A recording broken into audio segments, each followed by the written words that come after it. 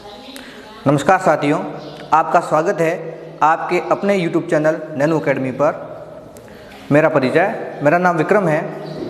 आपके अपने इस चैनल पर आज से हम भारतीय संविधान को लेकर के एक पूरी सीरीज शुरू करने वाले हैं, जिसमें भारतीय संविधान में शुरू से लेकर अंत तक और भारतीय संविधान में किन किन प्रखंडों में कौन कौन सी चीज़ें दी हुई है, जिनके बारे में आपको सामान्य जानकारी होगी, लेकिन उनको हम आपसी चर्चा के माध्यम से पूर्ण रूप से विस्तृत होकर पढ़ेंगे।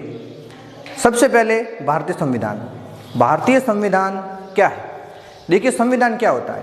संविधान किसी भी समाज, देश, घर, परिवार, किसी को भी ले लो, अगर विस्तृत रूप में इसकी परिभाषा देखें तो किसी भी देश, समाज, परिवार, यहाँ तक कि अपने घर परिवार, दुकान, शॉप, कंपनी, किसी को भी लेकर के जो उसको संचालन करना है, उस संचालन के लिए हम एक नियम बनाते हैं, कार्य नियम बनाते हैं, और उन्हीं कार्य नियमों को फॉलो करते हुए हम अपना काम आगे बढ़ाते रहते हैं। तो उसी प्रकार हर एक देश अपने देश का सामाजिक, आर्थिक एवं विभिन्न आयामों में विकास करने के लिए नियमों को बनाता है, उनको लिखित रूप में प्रस्तुत करता है। इसी को ही हम संविधान कहते हैं। यह संविधान विस्तृत चर्चाओं में एक लंबी रिसर्च, एक लंबे अनुसंधान के बाद बनाया जाता है, जो विभिन्न देश समय समय पर बनाते रहते हैं, और ये एक नियत चलने वाली प्रक्रिया है। इसका मतलब यह है कि संविधान समय के अनुसार बदलते रहते हैं, समय के अनुसार इनमें परिवर्तन होता रहता है। तो मेरा ख्याल है कि आप समझ गए होंगे कि संविधान क्या है। संविधान किसी भी देश में जो उसको चलाने के लिए नियम हैं, विधान हैं, विधियां हैं, उनका एक पूरा का पूरा लेखा जोखा होता है, जो समय के साथ परिवर्तित होता रहता है। तो इसी क्रम में हम संविधान, जो हमारा भारत का संविधान है, इंडियन कॉन्स्टिट्यूशन, इसके अंदर किन किन विशेषताओं को सम्मिलित किया गया है, इसकी क्या क्या विशेषताएं हैं, इसको हम पढ़ेंगे। सबसे पहले संविधान सभा। सबसे पहले हम पढ़ेंगे कि संविधान सभा। किसी भी संविधान को बनाने के लिए ये जानना जरूरी है कि उनको बनाने वाले लोग कौन थे, उनका चयन किस प्रकार से हुआ था, उनके मंतव्य क्या थे। जब हम इन चीज़ों को जान पाएंगे, तभी हम पूर्ण रूप से संविधान की प्रारूप जो है उसको समझेंगे। सबसे पहले हम बात करते हैं संविधान सभा की। आज का हमारा जो प्रथम टॉपिक है, इस सीरीज का प्रथम टॉपिक है संविधान सभा। इसको लेकर के हम चर्चा करेंगे। यहाँ पर मैंने मुख्य पॉइंट श्यामपट्ट पर पहले ही समय को देखते हुए मुख्य बिंदुओं को हमने लिख दिया है, और इसके बाद हम इसकी विस्तृत चर्चा करेंगे कि इन बिंदुओं की व्याख्या की जाएगी। आइए हम बात करते हैं संविधान सभा। संविधान सभा, सबसे पहला जो बिंदु है संविधान सभा। अब संविधान, भारत का संविधान बनाने की मांग सर्वप्रथम अंग्रेजों से किसने की? पहला मुख्य बिंदु आता है कि भारत का संविधान बनाने की मांग की किसने, क्योंकि हमारा देश था तो आज गुलाम था 1947 से पहले। तो 1947 से पहले इसको आज़ाद करने के लिए भारतीय राष्ट्रीय कांग्रेस और विभिन्न संगठनों ने अंग्रेजों से एक लंबी लड़ाई लड़ी है।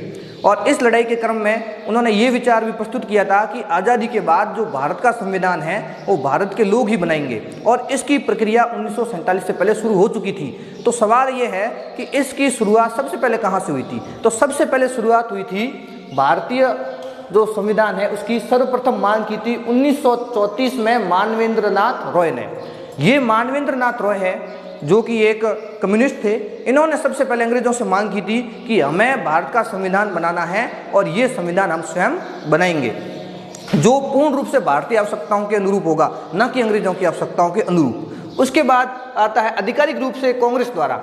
जो भारतीय राष्ट्रीय कांग्रेस है, सबसे बड़ी पार्टी वही थी, और इसी ने, सबसे बड़ा संगठन भी यही था, और इसी ने 1935 में सबसे पहले अंग्रेजों से मांग की थी आधिकारिक रूप से कि हमें अपने देश भारत का संविधान बनाना है।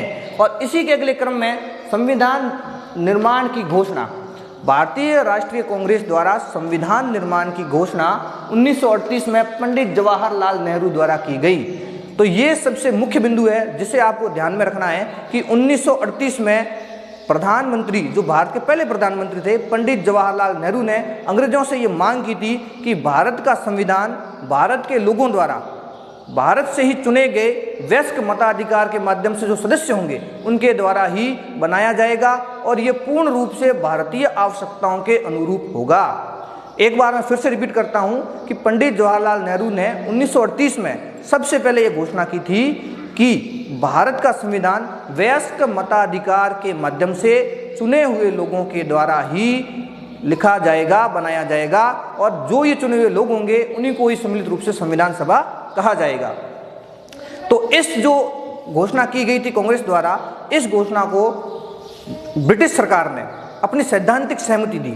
सबसे पहले किसी भी रूप को करना होता है तो उसकी सैद्धांतिक स्वीकृति जारी की जाती है और उसके बाद में उसका कार्यरूप किया जाता है। तो सबसे पहले जो सैद्धांतिक स्वीकृति थी वो 1940 में मिली थी अगस्त प्रस्ताव के माध्यम से।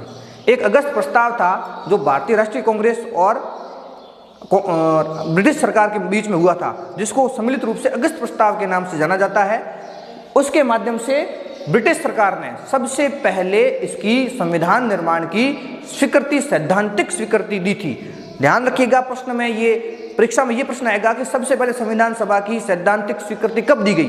तो सबसे पहले संविधान सभा की सैद्धांतिक स्वीकृति 1940 को दी गई थी अगस्त प्रस्ताव के माध्यम से। और उसके लिए मंत्री सर स्टैफोर्ड क्रिप्स, दोबारा से मैं बोल रहा हूं, ध्यान से सुनिएगा, सर स्टैफोर्ड क्रिप्स जो ब्रिटिश सरकार, लंदन में जो ब्रिटिश सरकार थी, उनका एक कैबिनेट मंत्री थे, उनको भारत भेजा गया था ये जानने के लिए कि भारत का संविधान किस प्रारूप में बनाया जाए और भारत को संविधान बनाने के लिए विभिन्न जो दल हैं, विभिन्न संगठन हैं हिंदुस्तान में, उनकी क्या क्या मांगे हैं। इस जो अगस्त प्रस्ताव के अंदर जो मंत्री आए थे, उन्होंने मुस्लिम लीग और भारतीय राष्ट्रीय कांग्रेस, इन दोनों के विचारों को जाना। इस अगस्त प्रस्ताव में सर स्टैफोर्ड क्रॉप्स को मुस्लिम लीग ने यह कहा कि हमें भारत का संविधान जो है इसको बनाने में कोई रुचि नहीं लेनी है और हमें हिंदुस्तान के 2 टुकड़े करने हैं। यानी हम हमारे जो संविधान है, मुस्लिम लीग ने कहा था कि जो हमारा संविधान है उसको अलग बनाएंगे, हम अपना देश अलग बनाएंगे। तो ये बात भी आप कह सकते हो कि सर्वप्रथम पाकिस्तान को बनाने की मांग कब की गई? सर्वप्रथम पाकिस्तान को बनाने की मांग जो है वो 1940 में की गई थी मुस्लिम लीग के द्वारा। तो इस प्रकार से जो ये अगस्त प्रस्ताव के माध्यम से मंत्री हिंदुस्तान में आए थे चर्चा करने के लिए, वो उनकी इस मांग को उन्होंने ठुकरा दिया, पाकिस्तान की मांग को उन्होंने ठुकरा दिया और ये स्पष्ट रूप से उनको कहा कि भारत के टुकड़े नहीं होंगे। उसके पश्चात में संविधान निर्माण का क्रम आगे चलता रहा और कैबिनेट मिशन भेजा गया, ब्रिटिश सरकार के द्वारा कैबिनेट मिशन भेजा गया। इस मिशन को ये कहा गया था कि द्वितीय विश्व युद्ध के बाद जो है वो भारत को अपना संविधान हमें बनाकर देना है और कहीं न कहीं भारत को आज़ाद करने की मांग 1942 के बाद में शुरू हो गई थी। 1942 में भारत छोड़ो आंदोलन के बाद में शुरू हो गई थी और ये अंग्रेजों का पूर्ण रूप से तय था कि भारत को अब आज़ादी देनी है और ये बात भारत की प्रमुख संगठनों को भी पता चल चुकी थी। कैबिनेट मिशन ने जो अपनी योजना प्रस्तुत की थी उसके द्वारा पहली बार संविधान सभा का गठन किया गया। उस जो कैबिनेट मिशन ने अपनी योजना प्रस्तुत की थी, इसके बारे में आगे की वीडियो में चर्चा करेंगे कि उनकी योजना क्या थी। मैं भी शॉर्ट में ये बता रहा हूँ आपको कि उस योजना को मुस्लिम लीग और भारतीय राष्ट्रीय कांग्रेस के नेताओं ने अपनी सहमति दी कि आपका जो ये प्रस्ताव है वो हमें मंजूर है और इसके माध्यम से हम भारत की संविधान सभा का गठन करेंगे एवं संविधान को बनाएंगे। तो इसके अंदर क्या क्या हुआ था इसको हम एक बार गौर से देखेंगे। यहाँ पर देखिए मैंने लिखा है संविधान सभा का गठन एवं विशेषताएं। संविधान सभा का गठन, सबसे पहले संविधान सभा का गठन कब हुआ था? यहाँ पे दिनांक लिखी हुई है, देखिए, गठन नवंबर 1946 में। संविधान सभा का गठन, उनके सदस्यों का चुनाव वगैरह नवंबर 1946 तक पूर्ण रूप से कर दिया गया था। ध्यान रखिएगा और याद रखिएगा, हो सके तो अपनी बुक में नोट कर लीजिए कि 1946 में संविधान सभा का गठन नवंबर 1946 में पूर्ण रूप से हो चुका था। अब संविधान सभा की पहली विशेषता देखिए, इसमें कुल सदस्य कितने थे? इसमें कुल सदस्य 389 थे, जिसमें से 296 ब्रिटिश भारत के थे।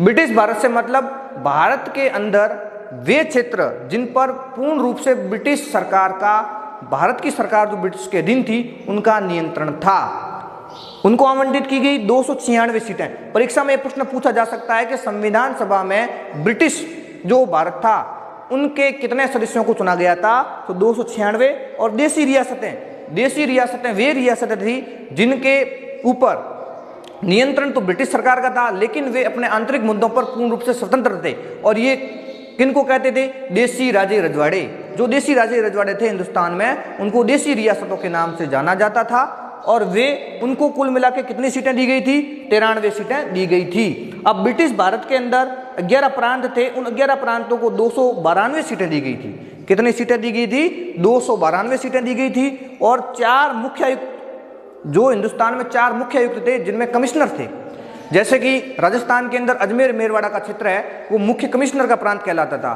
तो ऐसे ही भारत में 4 अन्य प्रांत थे जिनको कुल 4 सीटें दी गई थी।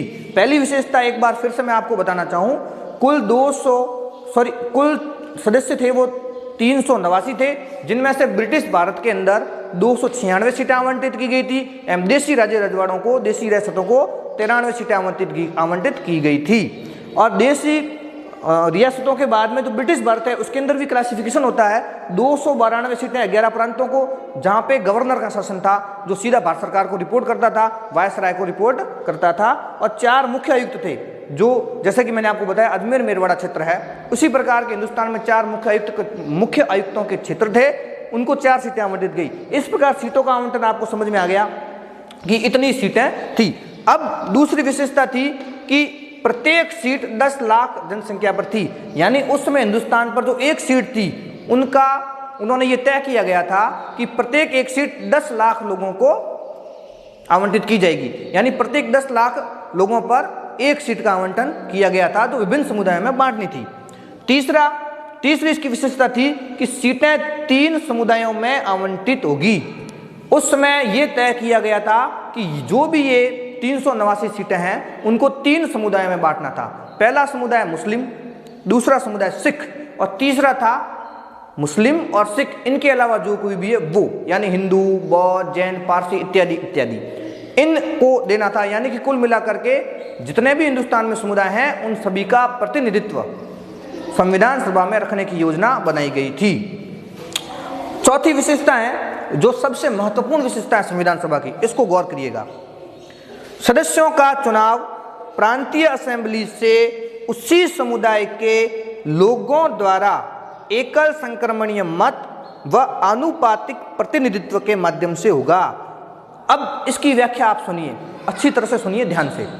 जो भी संविधान सभा के सदस्य थे उनका चुनाव, जो भी प्रांतों की सरकार थी उस समय, उन प्रांतों की सरकार में उसी समुदाय के सदस्य, यानी प्रांतीय सभा के अंदर मुस्लिम सदस्य हैं वो मुस्लिम सदस्यों का चुनाव करेंगे, सिख सदस्य हैं वो सिख सदस्यों का चुनाव करेंगे, और अन्य सदस्य मुस्लिम और सिखों को छोड़कर वो ही दूसरे अन्य सदस्यों का चुनाव करेंगे।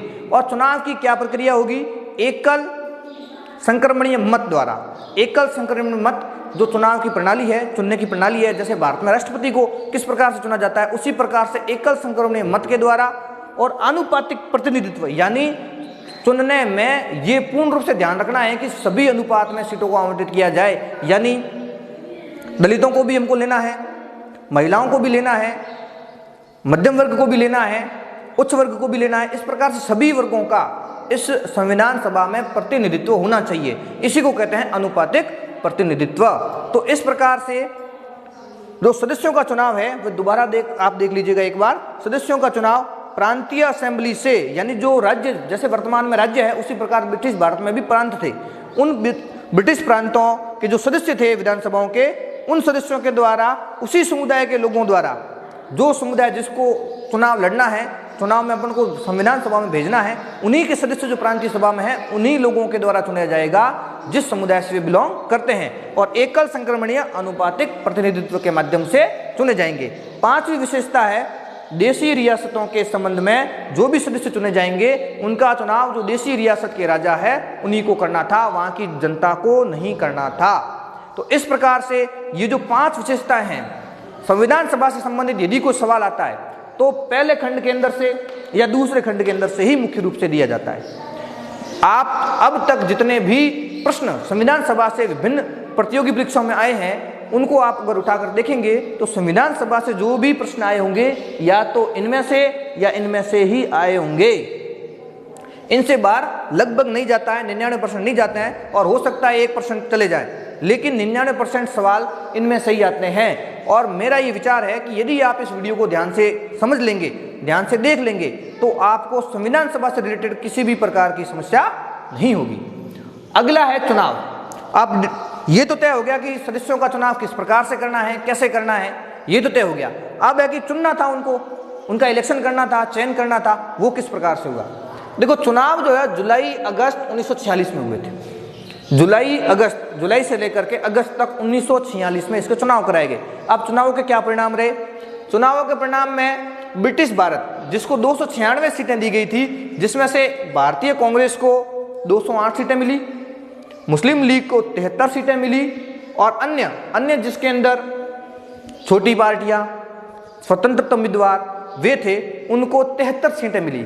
एक बार फिर से इन आंकड़ों को देखिएगा, भारतीय राष्ट्रीय कांग्रेस को 208 सीटें, मुस्लिम लीग को 73 सीटें, अन्य को भी 73 सीटें कुल मिलाकर के मिली थी। अब देशी रियासतों ने एक भी व्यक्ति को संविधान सभा के लिए नॉमिनेट नहीं किया, क्योंकि उन्होंने फैसला किया था कि हम संविधान सभा में नहीं जाएंगे। उस समय तक उन्होंने ये तय किया गया था कि हम भारत के साथ में रहना नहीं चाह रहे हैं, पाकिस्तान के साथ में भी रहना नहीं चाह रहे हैं, किसी के भी साथ में जाना नहीं है। और वे जो भी देशी रियासतें थी वे अभी अपना निर्णय लेने की प्रक्रिया में थी। इस वजह से उन्होंने भारतीय संविधान सभा में सम्मिलित होना ठीक नहीं समझा।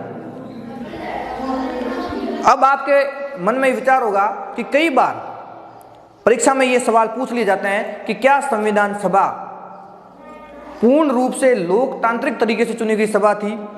तो मेरा यह कहना है कि आप विशेषता 4 में देखिए, इसमें यह साफ साफ लिखा है कि संविधान सभा के जो भी सदस्य है वो उन्हीं समुदायों के सदस्यों के द्वारा एकल संक्रमणीय मत के द्वारा चुने जाएंगे, अनुपातिक प्रतिनिधित्व के द्वारा चुने जाएंगे।